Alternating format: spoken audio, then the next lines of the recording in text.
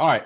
So everything that we have talked about in psychology, we've gone through biological perspectives. We have looked at how not only people behave and learn to repeat those behaviors. We also examine how people act differently in social situations, looking at cultural values and environmental norms and those sorts of things. We took a look at how memories are formed and even some different theories on personality and stress and motivation and all that stuff. And it kind of all just culminates into what we're going to talk about this week, and either in today and also on the next lesson.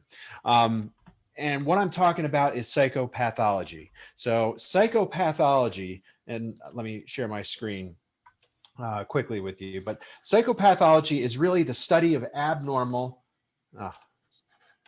screen share.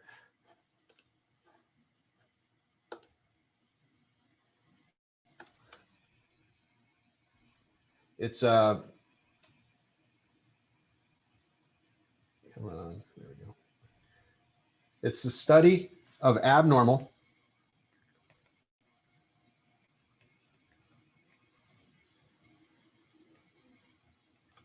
thoughts,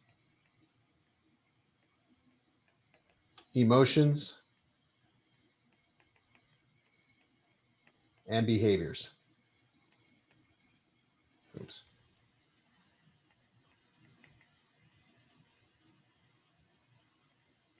Okay, so you might be a little bit more familiar with this term called abnormal psychology. And that's really the term that we've used as far as teaching this level of psychology.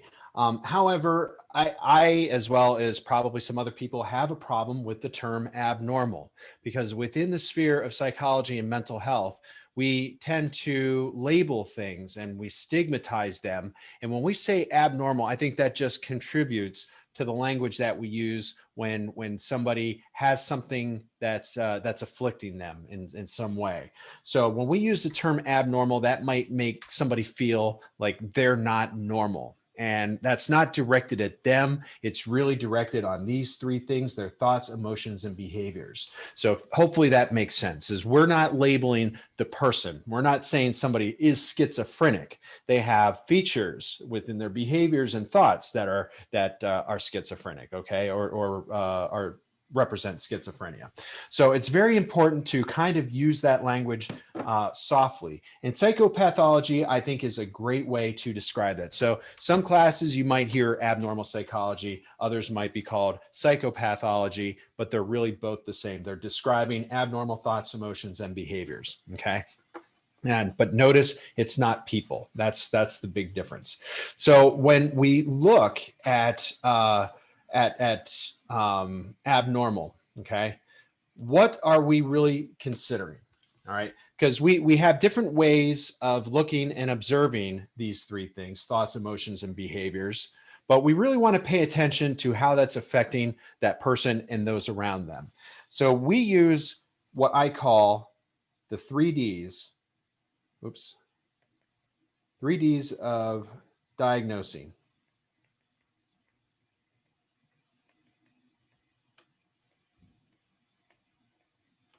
Okay, so the first one is deviancy. Oops. Second one is distressful. And the third one is dysfunctional. So let me kind of put this into context for you.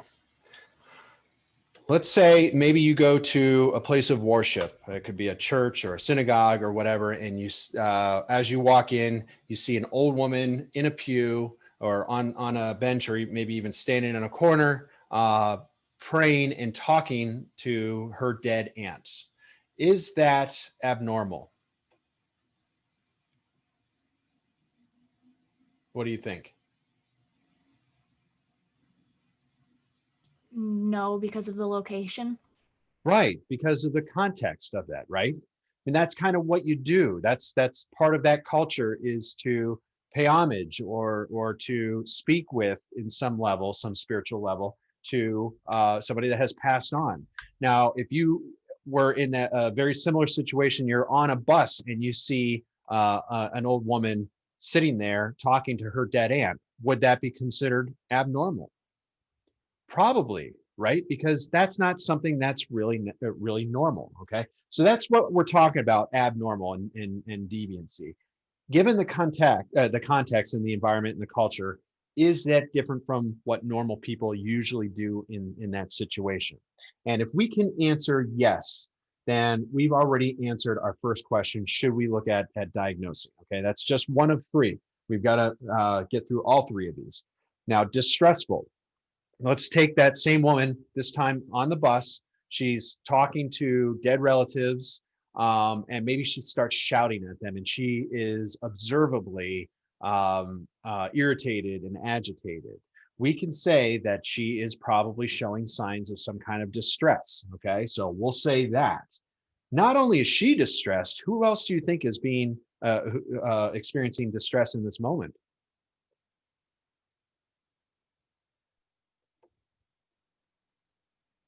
Who else? The other The passengers. Yeah, the passengers, right? Probably the bus driver, everybody around it, including yourself. You see something like that happening, you're thinking, oh my gosh, yeah, I got to get as far away from her as possible. So not only is she creating distress for herself, those thoughts and emotions and behaviors are distressful for her, they're distressful for other people. So we can kind of do a double check for that one. Then we look at dysfunction. Dysfunction describes, I'm going to put you can shorthand this if you want, quality of life, Q of L. All right. Military terms, we use Q of L all the time for surveys and to assess somebody's quality of life. So Q of L is describing how the person is thriving in their environment. Are they able to get up and take care of themselves? Are they able to provide a life for themselves, either through a job or other ways of getting money? And can they take care of the people around them, and especially children? And are they able to sustain meaningful relationships? Okay. If the answer is no, so let's go use our example here with the nice older lady on the bus is talking to herself and starts screaming obscenities at whatever entity with which she's communicating. Do you think she's going to find meaningful work doing that? If she's sitting in her cubicle shouting obscenities at some entity around her, probably not, right? Meaning, if she had a meaningful relationship, that's going to cause distress for that person, and that relationship probably isn't going to be around very long, unless that person is very sympathetic and is in to try and get them help for whatever reason. So what we're seeing is we're seeing a quality of life. They're becoming dysfunctional in that environment, and that's something that we really focus on in psychology and mental health, is how are they functional? Okay. Because even if, now I'll give you another example, and this happens a lot, and it may have happened to you, and if it did, that's okay. But I get a lot of people that come into my office and tell me, now, doc, I haven't slept for 3 weeks. I don't know what's going on. I just have a lot of homework. It's towards the end of the semester. I've got finals and papers, and I can't sleep. I go to bed at 10 o'clock at night, and I can't really fall asleep until about 2, 3 in the morning. And then I got to get up at 5 in the morning and drive an Uber all the way to New York City. Okay. There's a problem with that. There's a couple problems, and maybe they are on the cusp of functioning. They're able to get up and drive Uber over to New York City, come back and do their homework assignments. And on the surface, they're really barely just making it. Okay. But now what we're faced with is the threat of quality of life could go down. Okay. Because while they may be doing this temporarily, what's going to happen if this goes into 2 months or 4 months or 6 months or even a year of them not sleeping? They're not going to be functioning forever. They're going to oversleep. They're probably going to start having their job threatened if they're not getting enough sleep and waking up in time to do that. Or even worse, their safety is put at risk driving on the road exhausted. That's a problem. If they start losing their money, now their family is going to be at risk for losing their shelter. All these bad things happen. We can say that it's at the cause, at the root of the threat of their quality of life going down. So that's what I want to look at when I'm considering the urgency of care for an individual. And in some cases, in many cases, I'll give you an example with the sleeping disorder stuff. Somebody comes to me and they're experiencing issues with sleep, and their quality of life is going down. I might be looking at behavioral ways of helping them out, like working on their hygiene, figuring out ways that they can reduce stress. But at a minimum, I may even refer them to some kind of medication management so that they can maybe sleep a little bit better at night. Okay, so all these things really go in because I don't want dysfunction to catch up with the person. Yeah, we can get by with the stressful. Yeah, we can get by if these thoughts and emotions are a little weird, but dysfunction should not happen. And that plays a big role, especially when we're looking at behaviors, because people that tend to have real strong battles with depression or anxiety or even suicidal ideation, ideas of having acting out suicide, does that always show up in behaviors? Usually not. Okay, usually not. And that's scary because people could be walking around and you have no idea that something's really wrong with them. Okay, and that is really a big problem. All right, so that's what we look at for diagnosing, is making sure that they meet 3 of these, or the threat, at least the threat of the dysfunction. All right, so how do we diagnose? We have one of the tools in my arsenals is called the diagnostic, sorry,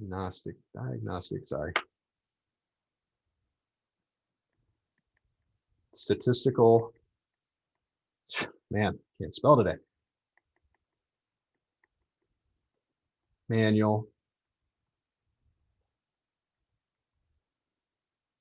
of, I'm gonna just abbreviate, mental health disorders.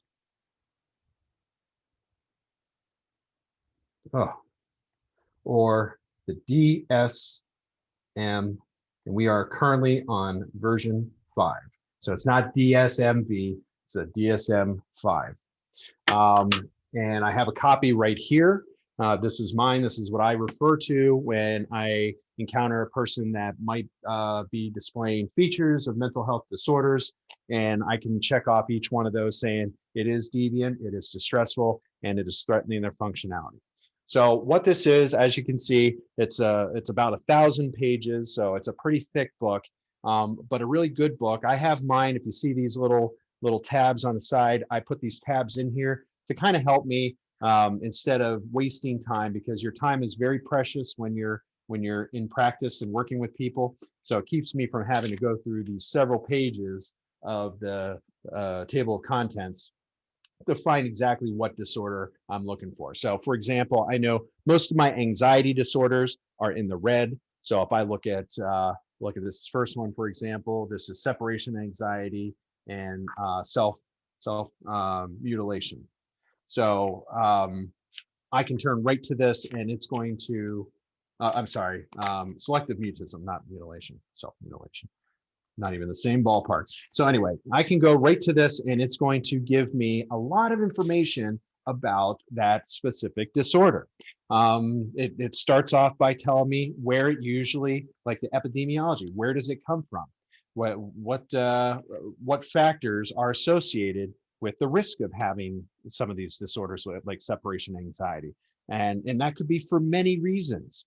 And again, going back to the abnormality model, we can have behavioral issues, or I'm sorry, biological issues, right? Genetics could come from genetics. Somebody that was born with maybe some kind of developmental delay, they may not be able to grasp rational emotive behavior therapy techniques or strategies, right? So that's going to be a limitation. biological. Maybe they have, schizophrenia. We know schizophrenia is very genetic. It's a hereditary disorder that people pick up. So if they're having overfiring of dopamine and misregulation of serotonin and ACH and all these things going on in their brain, then there's not a whole lot that we're going to be able to do to give them skills to help them sleep at night, right? So it's going to be more medication based in those cases. So biological, we look at biological perspectives of abnormality. We can look at behaviorisms, right? I think we've come up with several examples, especially growing up, children that encounter bad role models, right? Parents that maybe are fighting all the time, or a parent that maybe drinks a lot to cope with whatever stress or anxiety or whatever it is they have. Those are behaviors that child is modeling and learning to use, right? They may have a cognitive perspective. We may have cognitive issues that are causing that abnormality, okay? And those are just ways of thinking, ways of maybe what's worked in the past for them with strategizing and problem solving doesn't work for them as adults. Many of you that are freshmen, you can probably attest to this. Your ways of studying for tests and getting good grades in high school, are they the exact same methods that you want to use in college? Let me ask you that. I'm curious as your answer.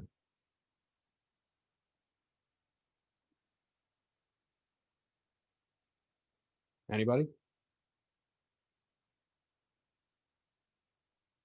Ooh, got a sleepy crowd today. All right. So usually I get the answer no. I get the answer that the strategies that they use to study for tests and prepare for finals or whatever in high school are far different than what they are in college. Am I off base with that? If I am, let me know. But anyway, that's a cognitive issue. And somebody that isn't able to break outside of exploring new options and problem solving might land in that abnormal area of solving their own problems. Okay, psychodynamic. You can look at psychodynamic. Remember Freud, right? Trauma in the past. Things that have stuck with people that they are not able to get through. That's another model of abnormality we can look at in psychological disorders. And the last one, and probably the most prevalent one that you will see in the field, is the biopsychosocial, which really looks at the whole person. It takes into account their culture, takes into account how they were raised, their family system, to really answer, why is this person having a hard time overcoming the loss of their grandparent or their dog or their relationship? Why are they having a hard time adjusting to college life, right? We're going to look at all of those reasons, like where did they come from? Did they have these skills when they left home? All right. So on and so forth. So the biopsychosocial, biological, psychological, and social aspects are used to explain those abnormal behaviors. Okay. So, but within the DSM, we have 20 categories. Oops. 20 categories of disorders, which include 250 specific diagnoses. That's a lot. That's a lot, folks. That's a huge amount. How do we keep track of all these diagnoses, right? There's some in this book that I've never seen. That doesn't mean they don't exist. It just means that I haven't seen them yet. Because, well, I mean, I'm sure I've had over 250 patients, but I can't say that I've ever had to give out maybe even half of those diagnoses, because a lot of them are very obscure, right? And they range anywhere from just some of the categories that we look at are like depressive disorders. Okay, we look at anxiety disorders, or we look at mood disorders. We look at personality disorders. Personality. We look at eating disorders, okay? Each one of these disorders has a sub-diagnosis, has a specific diagnosis or list of diagnoses within them, all right? Schizophrenia is in there. Schizophrenia is a really unique one, and we're kind of learning more about that every day. Um, Schizophrenia is kind of skirting more of a neurological disorder than it is a psychological disorder. And hopefully I'll get time to cover that on Friday when we get into specific disorders. And again, it's a lot of firing with the neurons in their brain. It doesn't necessarily mean that the person has anything wrong with their personality. It just means that they've got a lot of things going on where their perception of reality is skewed. They might be seeing, hearing, or smelling, or tasting things that don't actually exist or aren't present.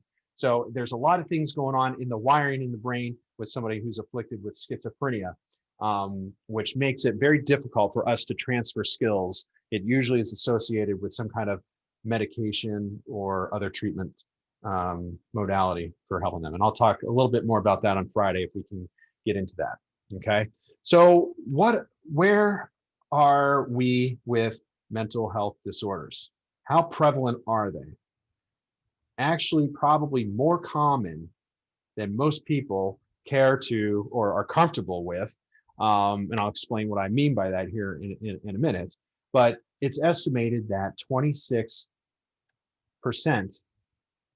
of adult Americans over the age of 18 plus have been diagnosed with mental health disorders at any given year. That's roughly 61 million people per year. Okay, pretty significant number. Now, if you ask me, I think that number is really, really low. Why is that? Why do you think that is?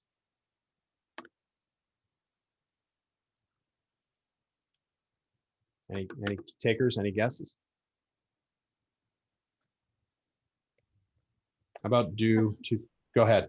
I was going to say because there are probably people who skirt the line between functioning and non-functioning, and they're like, I can manage this on my own. I don't need to get help for this. Absolutely. I think I shared this with you earlier in the semester and throughout the semester, but we as humans are two things. Does anybody recall what those two things are? Let's see if anybody was paying attention. It's stubborn and lazy. Lazy and proud. Lazy and proud, stubborn and lazy. You were close. You're on the right track there.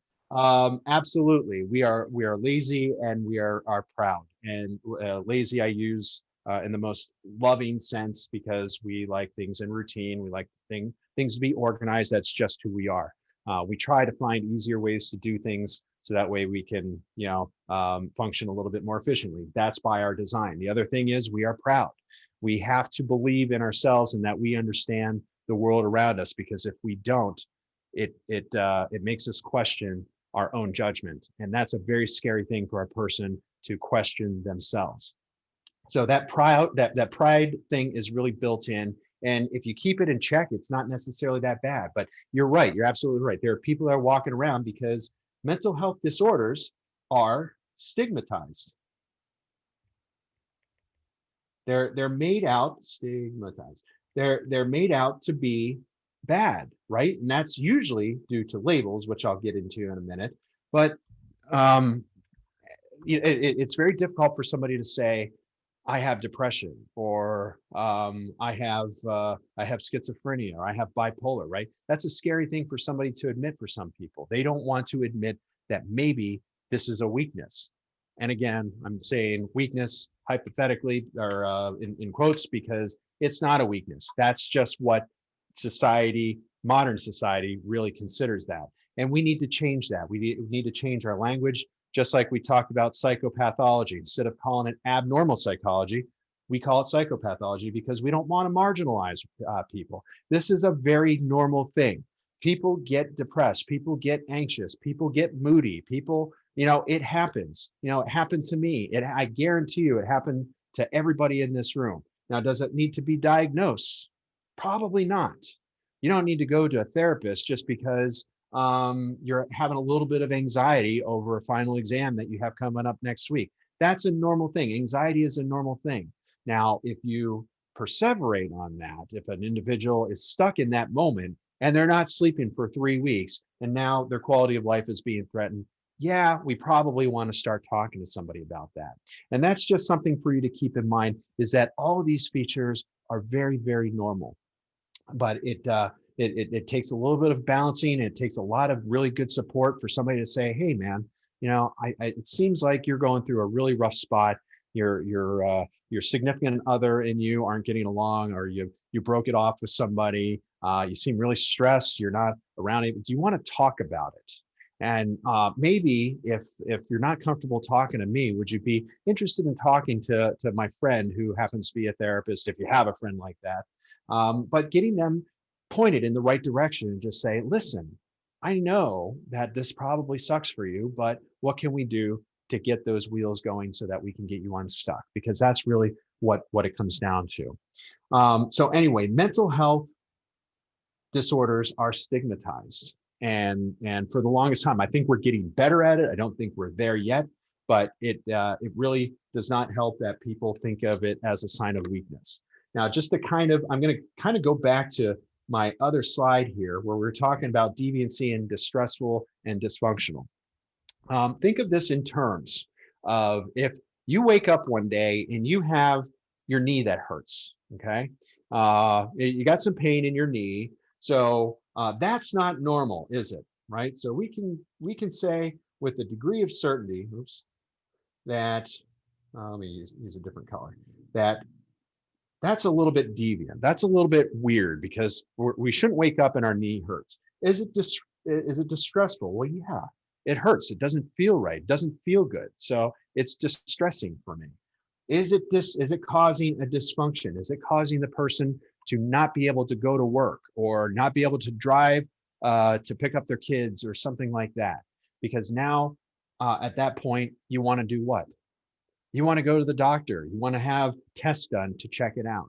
And that's kind of what we look at with psychology. If something is not right and it's causing distress or anxiety, or pulling you away from things that you really enjoy doing, and it's getting worse to the point where our quality of life is starting to be affected by that, we want to seek help. So that's kind of the big takeaway with this, is just normalizing mental health conditions and just saying, hey, this is normal. You can get through this. Let's see what we can do. Okay. Now, labels. With any diagnosis, either medical, albeit medical, or mental health, or whatever, we always have labels that we look at, right?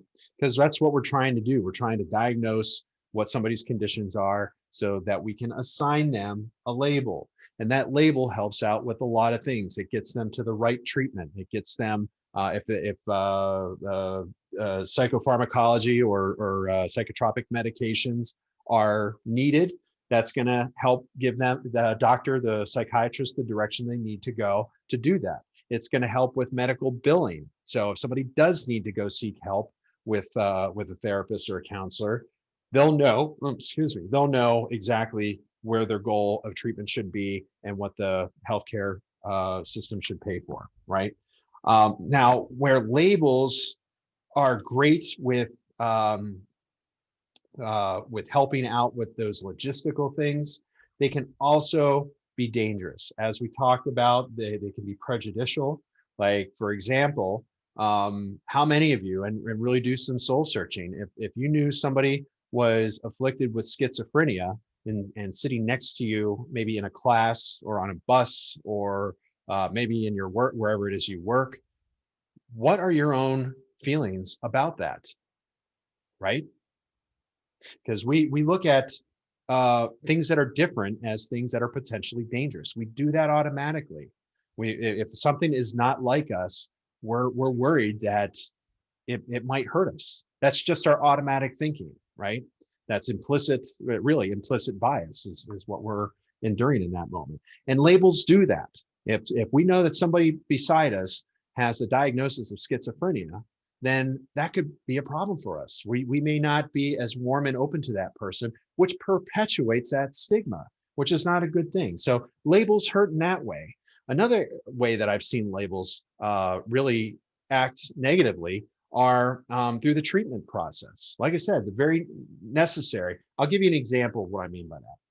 So I had a young woman that I was treating.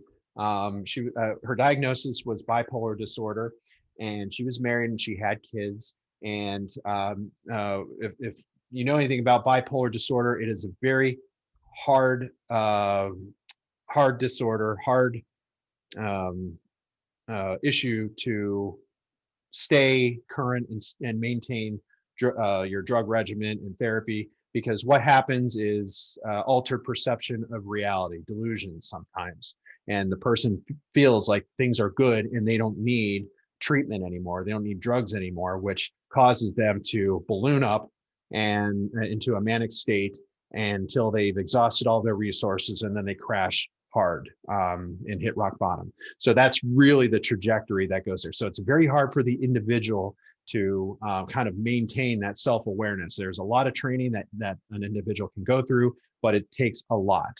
And that's dialectical behavioral therapy, which I'll talk about briefly on Friday.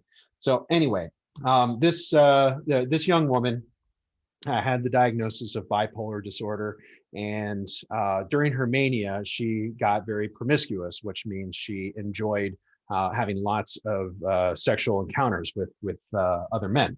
So being married and having kids, you can see where the dysfunction is there. I don't have to spell that out. But where the label really did her a disservice is her reconciliation with her husband and those around her was, it's okay, I have bipolar disorder. Now, she didn't necessarily say it like that, but that was kind of a crutch for her to kind of like, she was using that label to get out. And I'm not saying that everybody does that. I'm just saying that that's a potential pitfall of using labels. Okay. So let's see, how much time do we have? Oh, we're running up on time. So we have, I do want to get into some specific disorders, specifically with anxiety and stress, and talk about briefly some personality disorders and just how, what treatment modalities we have to use those. However, just due to lack of time, I think I'm going to stop here. But anyway, hopefully you get a sense of how we look at this compared to the medical model. This is the medical model of not only treating medical conditions, but also psychological disorders. So hopefully that makes sense. Did this kind of clarify how we do things in psychology for you? Yeah. All right. Does anybody have anything they care to share, or any feedback or any questions or anything?